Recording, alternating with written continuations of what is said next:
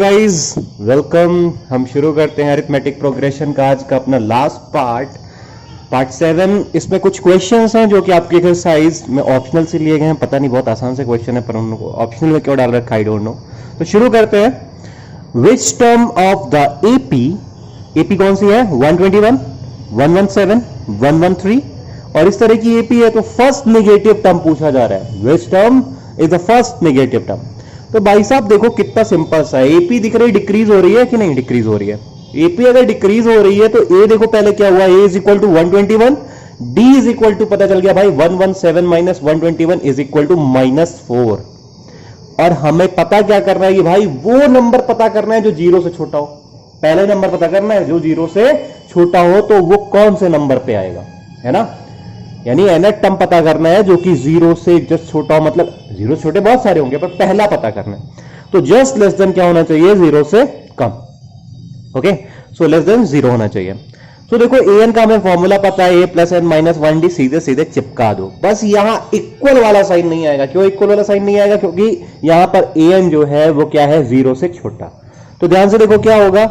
हम क्या लिख देंगे कि जो an की वैल्यू है हमारी 121 plus n minus 1 into d, यानी 121 प्लस एन माइनस 1 इंटू -4, वो क्या होगी? जीरो से छोटी। ठीक है भाई, सिंबल सही लगाया ना मैंने। तो जीरो से छोटी हुई भाई आपस में कैलकुलेट कर लो तो देखो क्या आएगा। Zero is greater than 121 plus -4 plus 4। ठीक है भाई, -4 का अंदर मल्टीप्लाई करोगे तो n में मल्टीप्लाई करोगे तो -4n हो जाएगा, और -1 में मल्टीप्लाई करोगे तो +4 हो जाएगा।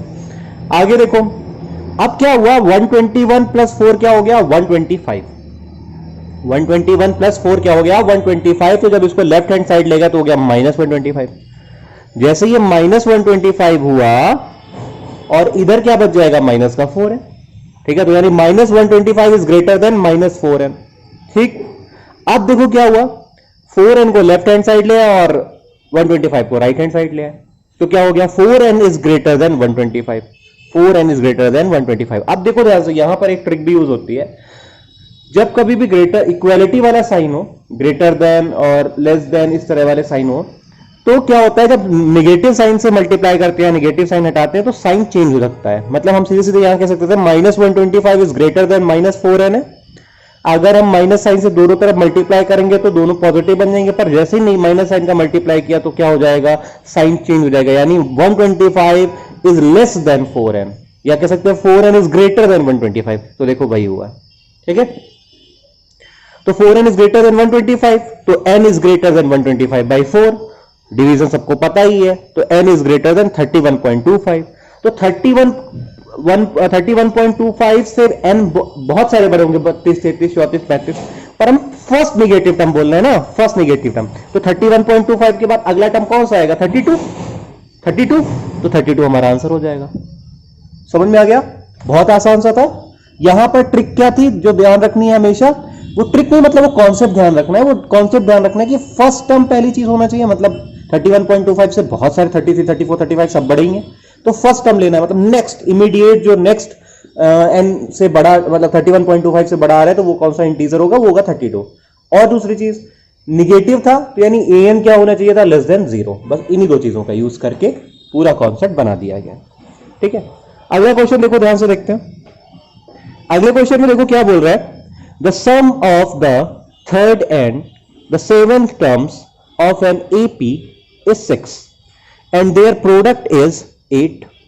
Find the sum of 16 terms of the AP. वही चीज कर लेते हैं जो हमें पता है। क्या क्या पता है भाई? मैंने बोला कि A3 जो है plus A7, A3 plus A7 क्या दिया है? 6। थर्ड और 7 टर्म का सम क्या है? 6।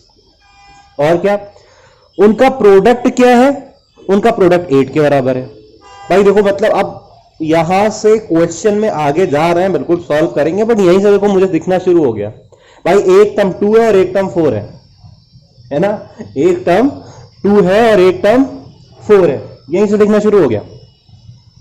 ठीक, अरे 2 + 4 और 2 × 4 समझ में आ गया ना? देखो अब इसको सॉल्व करते हैं। ठीक, अब ये थोड़ा सा बताना मुश्किल होगा कि ये दोनों पॉसिबिलिटीज हो सकती हैं कि A4 A3 4 हो जाए या A7 2 हो जाए या A3 2 हो जाए A7 4 हो जाए, ये दोनों चीजें पैरेलली चलेंगे तो उसके हिसाब से आंसर चेंज होगा। तो देखो दोनों देखते हैं, ठीक है। तो भाई साहब क्या हुआ, हमें an is equal to a plus n minus one into d पता है, तो हमने बताया भाई a3 होता है a plus two d, 3 minus one क्या हो जाएगा 2d। तो क्या हुआ a3 is equal to a plus two d है, कोई बढ़िया बात, बिल्कुल बढ़िया बात। और a7 क्या हो गया a plus 7 minus one into d यानी a प्लस 6d। अब दोनों का सम a3 plus a3 plus a7 क्या हो जाएगा, देखो दोनों को ऐड करके तो a ऐड होके क्या हो गया 2a और 2d प्लस 6d ऐड होके क्या बन जाएगा 8d। तो 2a plus 8d is equal to क्या आ गया 6। बहुत अच्छी चीज, 2a plus 8d is equal to 6 आ गया और 2 से भाई डिवाइड कर दो तो a plus 4d is equal to आ गया 3। ये हमारी हो गई क्वेश्चन नंबर 1, ठीक। ऐसे ही ध्यान से देखो a3 इंटू a7 क्या हो जाएगा a3 इंटू a7 है ना। अब हम देखो a3 into 7 is equal to 8 के लिए बात कर रहे हैं, तो a3 की वैल्यू हमें पता है a प्लस 2d और a7 की वैल्यू पता है a प्लस 6d, दोनों का मल्टीप्लाई कर दो। अब देखो यहां पर कुछ लोग अपना बेसिक दिमाग लगाएंगे और सही भी है, मतलब गलत नहीं है, कि क्या करेंगे दोनों को मल्टीप्लाई कर देंगे और आंसर निकालने की कोशिश कर देंगे। कैसे, एक equation a plus 4d is equal to 3 बन गई है, ऐसे ही एक इक्वेशन और बन जाएगी, दोनों में कुछ रिप्लेसमेंट सब्स्टिट्यूशन पता नहीं जो भी करना होगा करके निकाल लेंगे। और देखो यहां पर एक जुगाड़ लगाते हैं, 2 लाइन में आंसर आएगा। देखो जुगाड़ कैसे लगाते हैं, आपको दोनों में एक चीज कॉमन दिख रही होगी कि भाई a plus 4d is equal to 3 है, a plus 4d is equal to 3 है, तो हम करेंगे क्या कि a प्लस 2d को लिख लेंगे a प्लस 4d। कैसे, देखो a प्लस 2d को हम कैसे लिख सकते हैं, a plus 4d minus 2d लिख सकते हैं, बिल्कुल सही। और a प्लस 6d को कैसे लिख सकते हैं, a plus 4d plus 2d।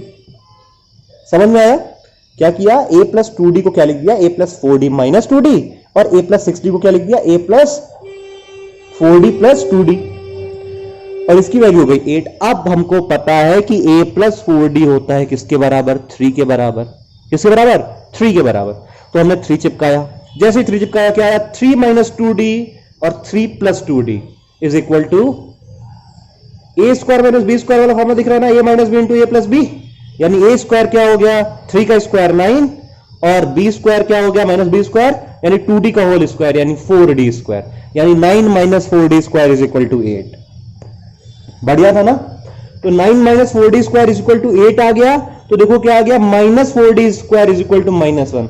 अरे माइनस 1 ऐसे आया कि 8 में से 9 माइनस किया, 9 राइट हैंड साइड जाएगा तो नेगेटिव हो जाएगा, तो क्या हुआ simply minus 4d square is equal to minus 1। ठीक है, अब देखो आगे इसको कैसे सॉल्व करते हैं।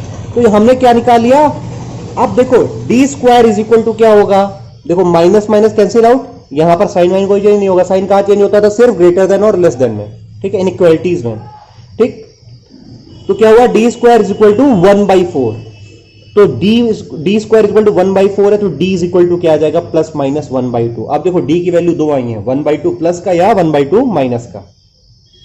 अब ध्यान से देखो आगे, अब आगे देखो जब इसको सॉल्व करेंगे तो अलग अलग d की वैल्यूज के लिए देखो कैसे सॉल्व करते हैं। तो d इज इक्वल टू आ गया 1/2 मान लेते हैं पहली बार, तो a plus 4d is equal to था हमारे पास 3, हमने पीछे सॉल्व किया है, तो a plus 4 into 1/2 is equal to 3, यानी a plus 2 is equal to 3 है, यानी a इज इक्वल टू 1।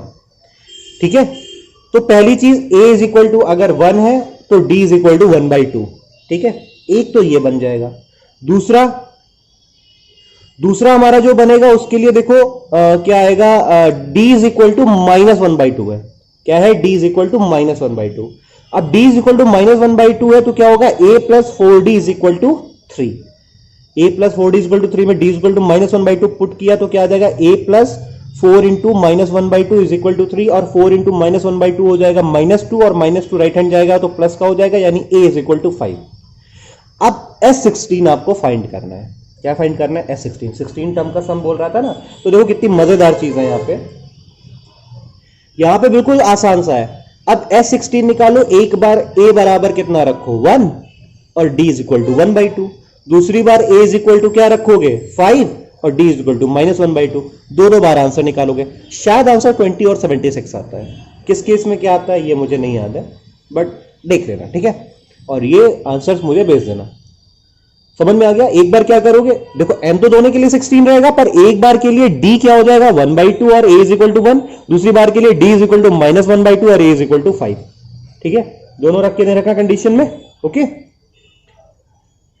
आगे बढ़ते हैं। देखो बहुत आसान सवाल है, पता नहीं क्यों ऑप्शनल में दे रखा है। A ladder has rungs 25 centimeter apart. The rungs decrease uniformly in length from 45 centimeter at the bottom to 25 centimeter at the top.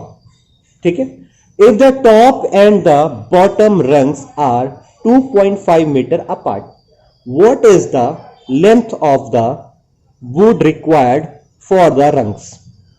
Simple सी चीज बोली जा रही, देखो कैसे। ये आ गया डायग्राम आपके सामने, ध्यान से देखो कि ये लैडर है आपके सामने। ठीक है, क्या है, लैडर है। लैडर में देखो सबसे लास्ट वाला कितने का रंग है 45 सेंटीमीटर का, और सबसे टॉप वाला क्या है 25 सेंटीमीटर का। अब देखो यहां पर ट्रिक क्या है जो सबसे मजेदार है। अभी सब कुछ भूल जाओ, ये बताओ अगर मैं बोलता सिर्फ इसमें दो रंग्स हैं, है ना, दो रंग्स हैं, या फिर मैं बोलता टॉप और बॉटम में डिस्टेंस कितनी है 2.5 मीटर है, बताओ कितनी रंग्स हैं? तो दो रंग्स हो गए ना, एक टॉप वाली एक बॉटम वाली। अच्छा, और देखो ध्यान से, अगर मैं बोलता कि दोनों के बीच की डिस्टेंस सिर्फ 25 सेंटीमीटर है तो कितनी रंग्स होंगे? तो दो रंग्स हो गई। अगर मैं बोला दोनों के बीच की 50 सेंटीमीटर है तो कितनी हो जाएंगी? तीन रंग्स हो जाएंगी। क्यों? पहली बॉटम पे, देन 25 पे अगली, देन 25 पे अगली।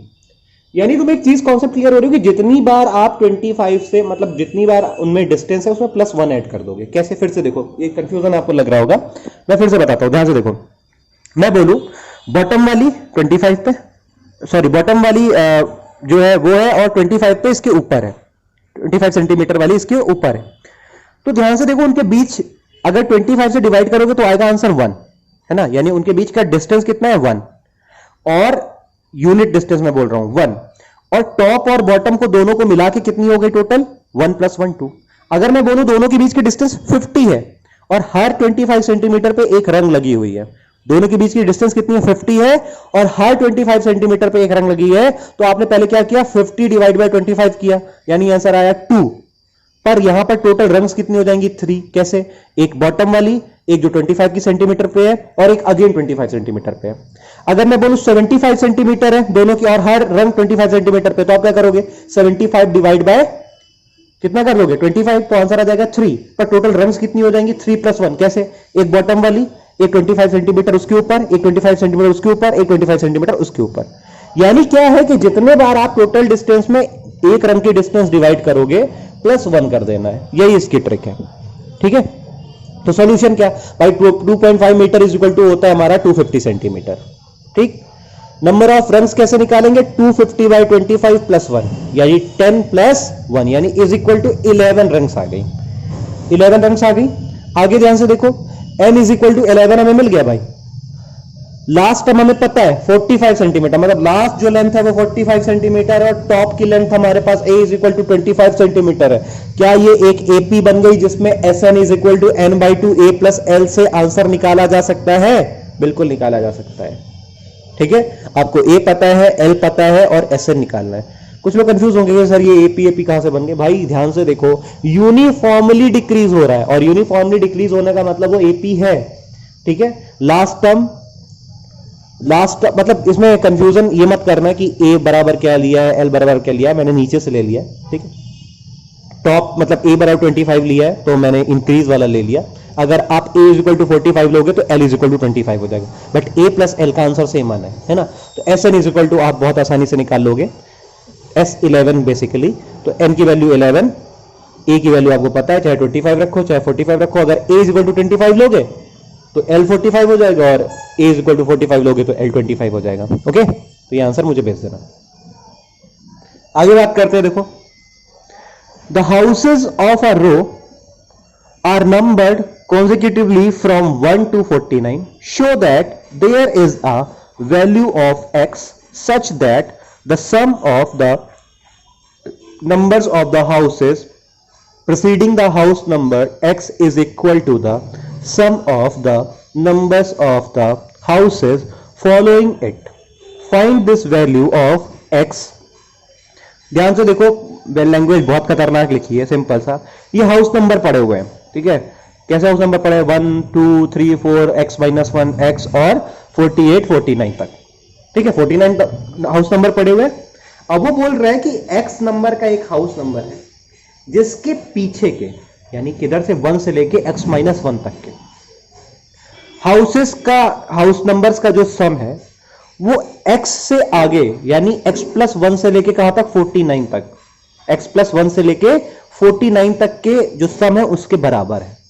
तो जरा वो x की वैल्यू बताओ। समझ में आ गया है ना? तो x के जो जस्ट पहले हैं यानी 1 से लेके x माइनस 1, उनका सम हम क्या लिख सकते हैं? सम ऑफ x माइनस 1 नंबर्स। अब अगर मैं बोलूं कि सम ऑफ x प्लस 1 से लेके 49 निकालना है, सम ऑफ x प्लस 1 से लेके 49 तक निकालना है, तो क्या कर देंगे? पूरे 49 के सम में, सम ऑफ 49 में से सम ऑफ x घटा दिया जाए, है ना? समझ में आया? क्या करना है? देखो, सम ऑफ x माइनस 1 तो अलग आपको दिख रहा होगा, 1 से लेके x माइनस 1 तक का सबका सम कर लो। अब x को छोड़ के जो आगे है x प्लस 1, वहां से लेके कहां तक? 49 तक जो हमें सम निकालना है वो कैसे निकालेंगे? पूरे 49 के सम में से सम ऑफ x यानी 1 से लेके x तक का सम अगर आप घटा दोगे तो हमें क्या मिल जाएगा? रिमेनिंग सम मिल जाएगा, यानी x के आगे वाला सम।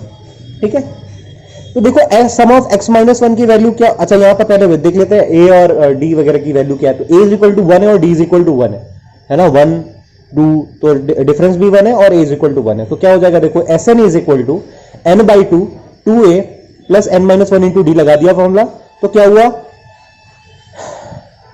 Sn रख रहा हूं x माइनस 1 के लिए, तो x minus 1 divide by 2, a की वैल्यू 1 है तो 2 plus x minus 1 minus 1 is equal to S49 की वैल्यू क्या आ जाएगी? 49 बाई 2, 2 प्लस 49 माइनस 1, d की वैल्यू 1 है तो लगाने की कोई जरूरत नहीं है, माइनस sx की वैल्यू निकाल रहे हैं तो x by 2, 2 plus x minus 1।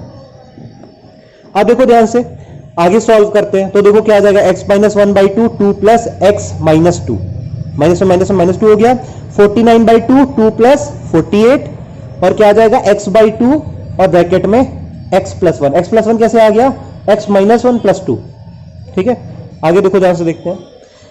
x minus 1 by 2 और अंदर देखो सॉल्व किया, 2 प्लस x माइनस 2, तो 2 2 कैंसिल आउट हो गया, सिर्फ x बचा। इधर बचा क्या? 49 डिवाइड बाई 2 और 48 प्लस 2 हो जाएगा 50 minus x by 2 x plus 1।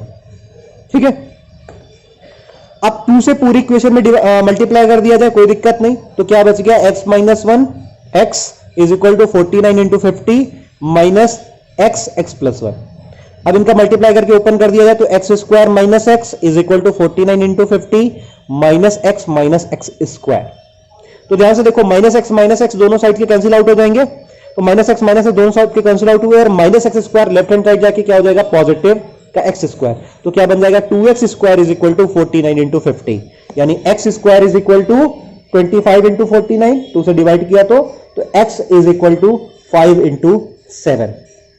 ठीक है, अब इस पे दो आंसर आएंगे भाई, x square is equal to 5 minus का 35 और प्लस का 35 दोनों आएंगे। माइनस का 35 डिस्कार्ड कर देंगे क्योंकि क्या होगा? हाउस नंबर नेगेटिव नहीं है, तो x की वैल्यू क्या आ जाएगी? 35। तो वो हाउस नंबर कौन सा होगा? 35 हाउस नंबर।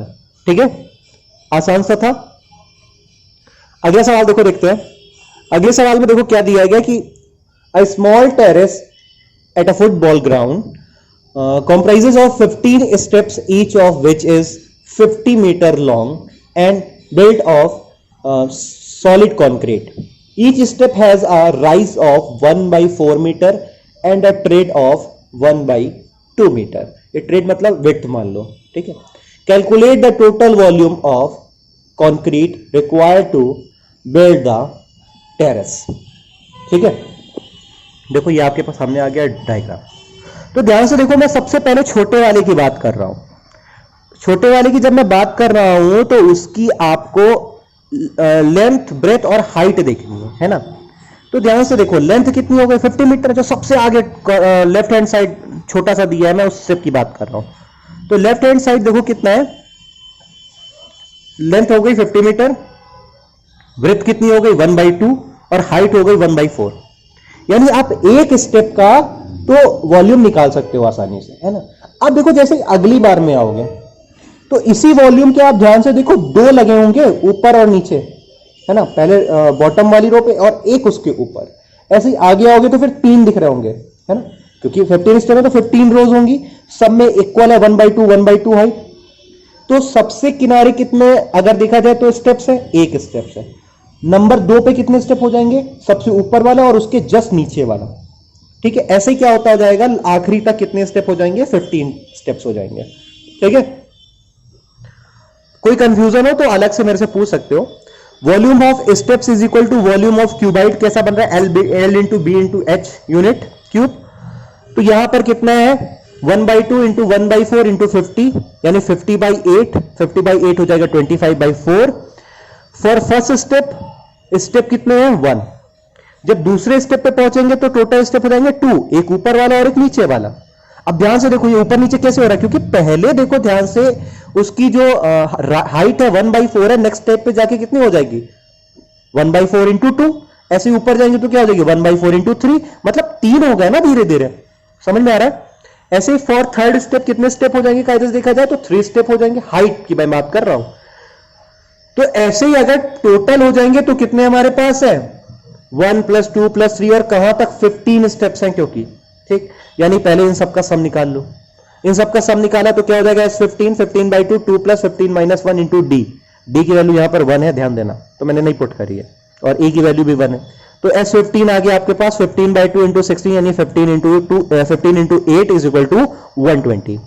अब ध्यान से देखो टोटल वॉल्यूम क्या हो जाएगा, टोटल स्टेप जो थे हमारे पास इंटू वॉल्यूम ऑफ 1 स्टेप।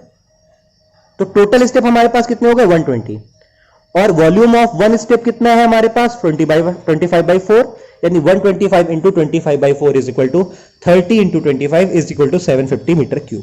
थोड़ा सा एक बार इस क्वेश्चन को फिर से हिंट दे देता हूं कैसे। सबसे पहले छोटा वाला देखो तो हाइट कितनी है, 1/4। नेक्स्ट बार हाइट कितनी हो जाएगी, 1/4 इंटू 2। नेक्स्ट बार हाइट कितनी हो जाएगी, 1/4 इंटू 3। नेक्स्ट बार हाइट कितनी हो जाएगी, 1/4 इंटू 4। तो आप इससे भी कर सकते हो, ठीक है, समझ में आया। आप इस चीज को फॉलो ना करके ये भी फॉलो कर सकते हो कि पहली बार वॉल्यूम कितना आया तो कितना आ जाएगा, 25/4। नेक्स्ट टाइम हाइट कितनी हो जाएगी, डबल, तो 25/4 इंटू 2। तीसरी बार कितना हो जाएगा, ट्रिपल, यानी 25/4 इंटू 3, तो वही बन जाएगा, ठीक है, समझ में आ गया। क्योंकि बाकी लेंथ और ब्रेथ तो सेम ही है, क्या बढ़ रही है, सिर्फ हाइट बढ़ रही है। पहली 1/4, नेक्स्ट 2/4, नेक्स्ट 3/4, 4/4, 5/4 और कहां तक 15/4। आप इस मेथड से भी करके देखना, ओके। सो गाइज आज के लिए फिर इतना ही, थैंक यू। आप अपने घर में सुरक्षित रहिए, स्वस्थ रहिए, बाय बाय।